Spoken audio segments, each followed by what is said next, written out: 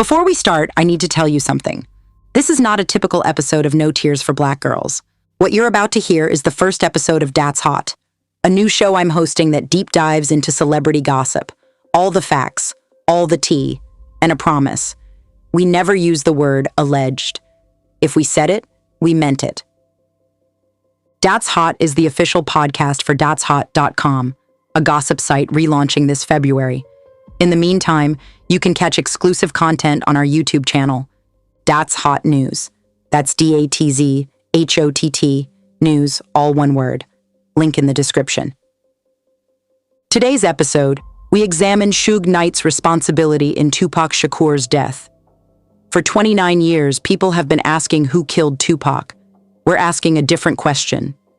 Why did Suge Knight survive? We examine every scenario from that night, and then we deliver our verdict. You, our No Tears listeners, are getting this episode first. Consider it your holiday exclusive. If you want more, let us know. Comment, share, subscribe. Datzhott officially launches February 2026, but you're hearing it now. My name is Samantha Paul, and this is Datzhott. Let's go. Las Vegas, September 7th, 1996, 11:15 p.m. The desert heat still clings to the asphalt on Flamingo Road. Red and gold lights from the MGM Grand pulse in the rearview mirror. Inside a black BMW 750 sedan, Tupac Shakur leans back in the passenger seat, windows down, night air rushing past. Behind the wheel, Suge Knight, 6'4", 300 pounds, former college football player, Death Row Records CEO, untouchable. They've just left the MGM Grand where Mike Tyson knocked out Bruce Seldon in 96 seconds. The crowd is still buzzing. Money changing hands, champagne in veins, energy electric. They're rolling down Las Vegas Boulevard toward Club 662, Suge's nightclub. No security detail, no bulletproof vests, just the two of them in a luxury sedan on a Saturday night in Vegas.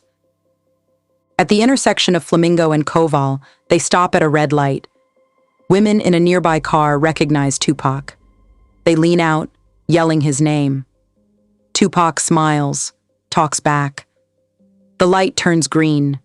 A white Cadillac pulls up on the passenger side. 4 men inside. 13 shots rip through the night. Glass shatters, metal tears. Tupac takes 4 bullets, chest, pelvis, thigh, hand. Suge Knight takes 1, a graze across his skull. The Cadillac speeds off, disappears into Saturday night traffic. Suge drives himself and Tupac to the hospital. Walks out that same night with stitches and a bandage. Tupac fights for 6 days in a medically induced coma. On September 13th, 1996, he's pronounced dead. For 29 years, everyone's been asking, who killed Tupac Shakur? Wrong question. The real question is, why did Suge Knight survive? Let's walk it back. Earlier that night, Tupac Shakur wasn't supposed to be in Las Vegas. He was supposed to be in Los Angeles finishing his double album. But Suge Knight wanted him there. Mike Tyson was fighting at the MGM Grand. It was a death row event. Cameras, clout, power. Tupac arrives with his entourage. Death row affiliates, bodyguards, hangers-on. Tyson destroys Seldon in 96 seconds. The arena erupts. Tupac and Suge ride the wave, then chaos. In the MGM lobby, someone from Tupac's crew spots Orlando Anderson, a Southside Crip. Word is Anderson and his crew jumped a death row affiliate weeks earlier and stole his death row chain. Tupac doesn't hesitate. Security footage captured what happened next. Tupac, Suge, and several others surround Anderson near the casino elevators. Punches fly. Anderson hits the ground. Hotel security breaks it up. No arrests. Anderson leaves, humiliated, angry. Tupac and Suge leave, invincible. They head to Suge's Las Vegas home to change clothes, then back out, headed to Club 662. Tupac climbs into the passenger seat of Suge's black BMW, Suge behind the wheel. They roll down Las Vegas Boulevard. The strip is packed, music pouring out of every casino, neon lights reflecting off windshields. They stop multiple times, talk to people, draw attention. At Flamingo and Caval, they hit a red light. Women pull up beside them. Tupac leans out the window, laughing, talking. The light turns green. They roll forward. 11:15 p.m. A white Cadillac appears on the passenger side. Gunfire. Tupac tries to climb into the back seat. Multiple witnesses confirm this. He's trying to get out of the line of fire. But Suge grabs him. Suge's version? He was trying to save Tupac. Throw him over the seat. Get him down. 13 shots fired. 4 hit Tupac. 1 grazes Suge. Suge drives to the hospital, refuses to give a statement, walks out the same night. Tupac never leaves. So what happened in that car? Let's examine every version. Scenario 1. Orlando Anderson's revenge. This is the story most people know. Orlando Anderson, the South Side Crip who got jumped in the MGM lobby, is in the white Cadillac. Passenger seat, gun in hand. When the Cadillac pulls alongside Suge's BMW, Anderson leans out and fires. Witnesses described a beefy arm hanging out the window. Orlando Anderson was 6'2", 200 pounds. It fits. The Cadillac speeds off. No license plate, no trace. Orlando Anderson denied involvement until the day he died, killed in a gang shootout in 1998. But here's what doesn't fit. Suge Knight is 6'4", 300 pounds of muscle, former college linebacker. If Orlando Anderson was aiming at both of them, why did Tupac take 4 bullets while Suge walked away with a scratch?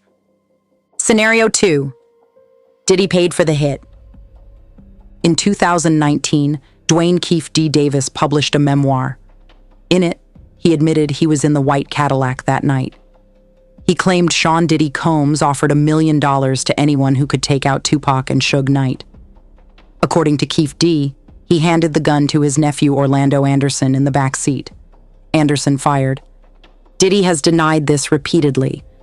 But the East Coast-West Coast war was real. Tupac accused Diddy and Biggie of setting him up in his 1994 New York shooting. The hatred ran deep. If Diddy paid for the hit, it explains the timing, the precision. But it doesn't explain why Suge Knight, who was supposed to be a target, barely got touched. Scenario 3. Government conspiracy.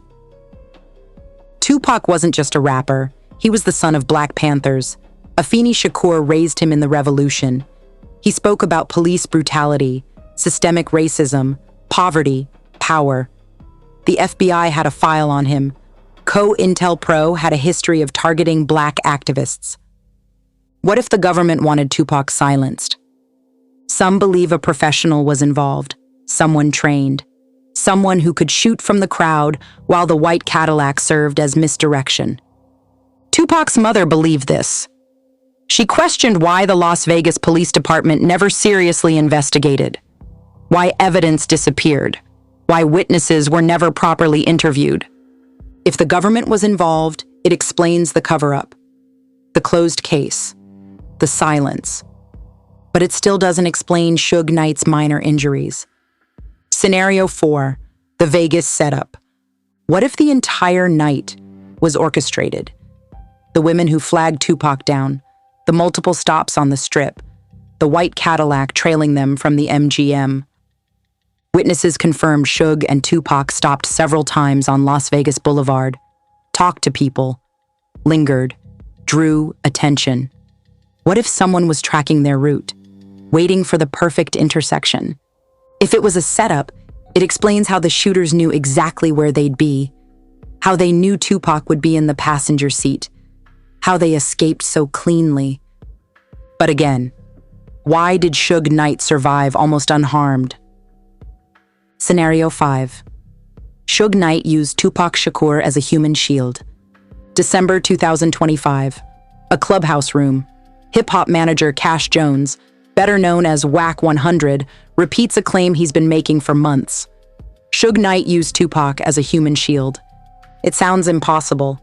Suge was Tupac's boss, his mentor, the man who bailed him out of prison and made him a superstar.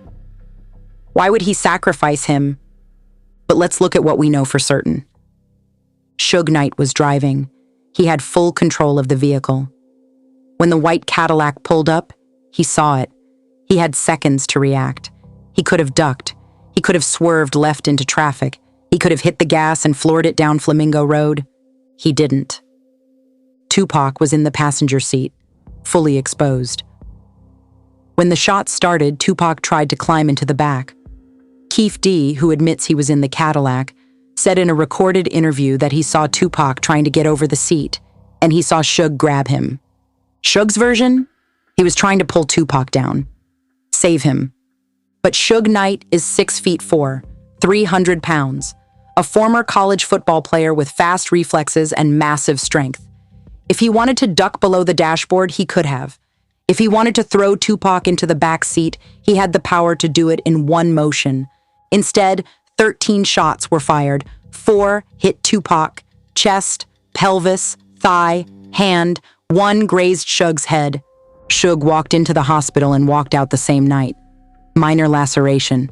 Refused to cooperate with investigators. Refused to give a statement. Left Las Vegas. Tupac never regained consciousness. 6 days later, he was gone. For nearly 30 years, Suge Knight has never explained what happened in that car. He's told different stories to different people, but he's never been held accountable. So why is Cash Jones, Whack 100, the one saying it out loud? Let's talk about Cash Jones. Before he was Whack 100, he was the truck driver. That's what Suge Knight called him. Not because he drove Suge around, Whack denies that, but because everyone at death row had a nickname. The rapper, the game was PlayStation. Cash Jones was the truck driver. After getting out of prison at 19, Cash made his first $5 million running a trucking and logistics business, legitimate business.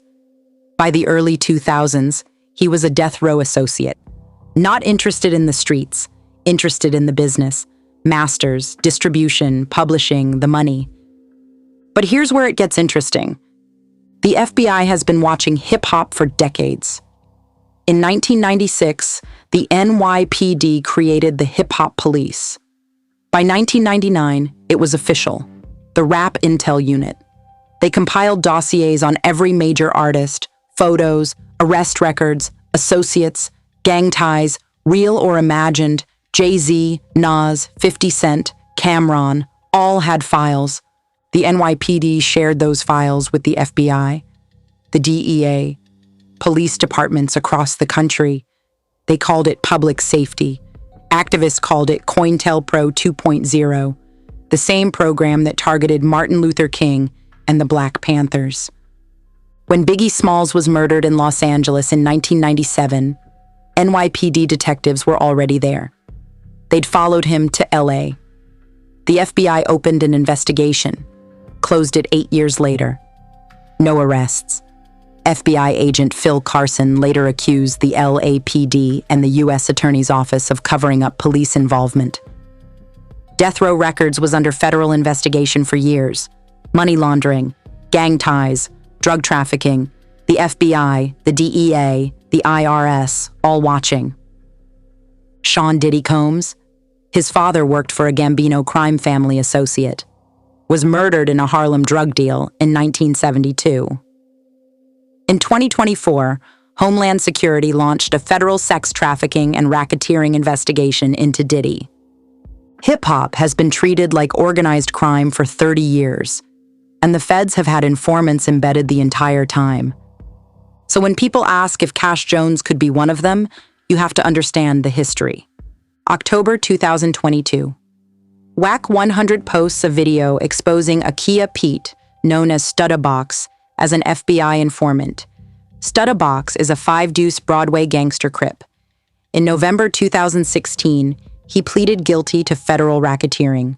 He cooperated, testified against gang members who were extorting Shaquille O'Neal. According to Whack, Studabox snitched on him too, called him one day, asked to meet. When Wack got off the elevator, he saw people in FBI jackets. He'd walked into a setup. But if Wack was the target, why is he still free? Why is Studabox in the system and Wack managing Tekashi 6ix9ine? March 2025. Eugene Big U Henley, a respected figure in Los Angeles gang culture, turns himself in on federal RICO charges. Before he does, he posts a video accusing Cash Jones of being an FBI informant. Big U claims Wack helped the feds build the case. Wack 100 denies it, but his name appears 6 times in Big U's federal indictment, not as a defendant, as a reference. August 2024.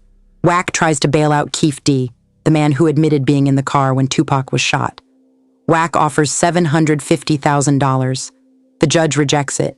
The financial documents look suspicious, and prosecutors play a recorded phone call. Wack tells Keefe, "This can set you up for the rest of your life. I'll get you out, and then we'll sit down and talk." Why would someone who says Suge Knight is responsible for Tupac's death try to bail out the man who fired the gun? Unless he's trying to control what Keefe says next. Then there's Tekashi 6ix9ine. In 2021, Wack became his manager. 6ix9ine is a confirmed federal cooperator. He testified against the 9 Trey gangster bloods in open court, one of the most famous snitches in hip-hop history. Why would a street figure manage a known informant? Wack is a regular on No Jumper, a podcast monitored by the FBI.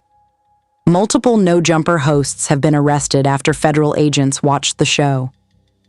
In March 2025, the FBI visited host Adam 22's home about Big U's RICO case.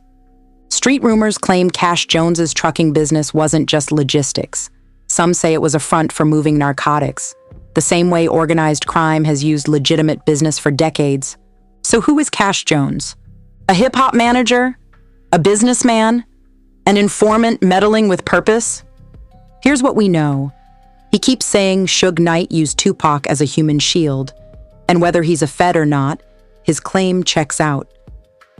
This episode is commentary based on public sources and recorded statements. Check the sources and decide for yourself. But here's what we know for certain. Suge Knight was driving. He had control of the car. He's a former athlete, massive, strong, fast reflexes. When the white Cadillac pulled up, he had options: duck, swerve, floor it. He didn't. Tupac tried to climb into the back seat. Witnesses confirm it. Keefe D confirms it. Suge grabbed him. 13 shots. 4 hit Tupac. 1 grazed Suge. Suge walked out of the hospital that night, never gave a statement, never cooperated. Tupac died 6 days later. The math doesn't lie. When you have the receipts, you don't use words like claimed or reported. You deliver a verdict, unapologetically. Tupac Shakur didn't die because of one person. He died because of many. Some fired the gun, some gave the order, some made a choice in a split second that saved themselves and condemned him. Suge Knight had control of that car. He could have ducked. He could have swerved. He could have saved them both. Instead, Tupac took 4 bullets while Suge walked away with a scratch. Suge Knight used Tupac Shakur as a human shield. Verdict: true. This is Datzhott, where the T is fire. That was the first episode. If you want more, let us know. Comment on our social media. Share this episode. Tell us what tea you want spilled next. We officially launch February 2026 with the relaunch of Datzhott.com. In the meantime, subscribe to Datzhott News on YouTube. That's DATZHOTT News, all one word. Link in the description. My name is Samantha Paul. And remember, we never use the word alleged. If we said it, we meant it. This is Datzhott.